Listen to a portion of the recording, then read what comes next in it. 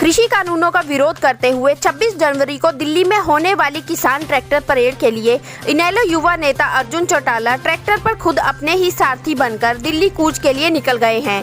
दिल्ली जाते समय Arjun Chautala national highway पर पड़ने वाले खंड के गांव मौली में रुके, जहां ग्रामीणों द्वारा अर्जुन चौटाला का भव्य स्वागत किया गया। मौली में मीडिया से रूबरू होते हुए अर्जुन चौटाला ने कहा कि मोदी सरकार द्वारा बनाया गया नया कृषि कानून किसानों के हितों के लिए नहीं, बड़े बड़े उद्योगपतियों के हितों के लिए है।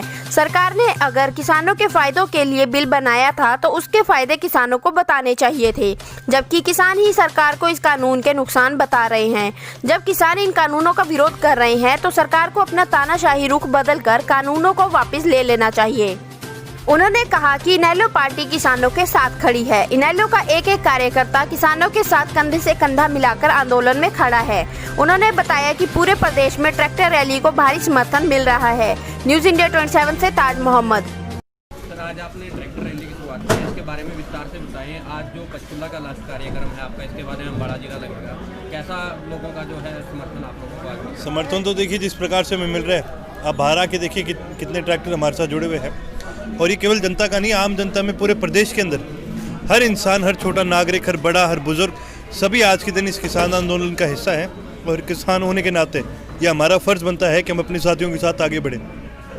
इंडियन नेशनल लोकदल के कार्यकर्ता जब से ये आंदोलन शुरू हुआ है, अपनी कैपेसिटी पे, पर्सनल कैपेसिटी पे सारे ही इस आंदोलन में जाते आए हैं, उन सब ने मदद करी है।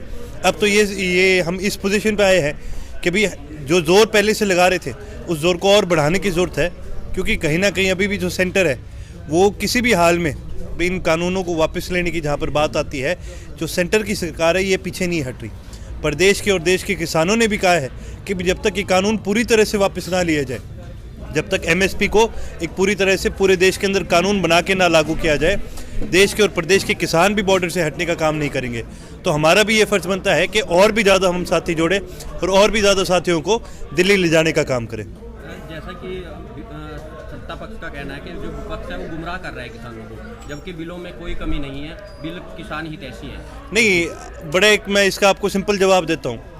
आप किसी किसान को पकड़ के पूछ लो कि भी ये जो बिल है ये ख़राब क्यों है, हर बच्चा आपको अच्छी तरह से विस्तार से समझा देगा ये बिल ख़राब क्यों है।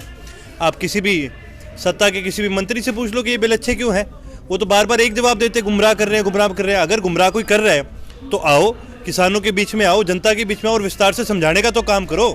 ये तो हर बार एक ही चीज़ कह देते, नहीं 4 आदमी भेजो और हम उनको समझा देंगे। क्यों आम जनता को समझाने में दिक्कत आ रही है इनको? ये खाली बोलने की बातें हैं, इनके जो मुंह से जो आवाज़ निकल रही है इनकी खुद की नहीं है। ये तो बड़े बड़े उद्योगपतियों की आवाज़ इनके मुंह से आज निकल रही है, जहाँ कहीं इनको जनता की आवाज़ को उठाने का काम करना चाहिए था। सत्ता आज उसके अंदर फेल हो चुकी है, सरकार उसके अंदर फेल हो चुकी है। आज तो ये बड़े उद्योगपतियों की आवाज़ उठाने का काम कर रहे हैं।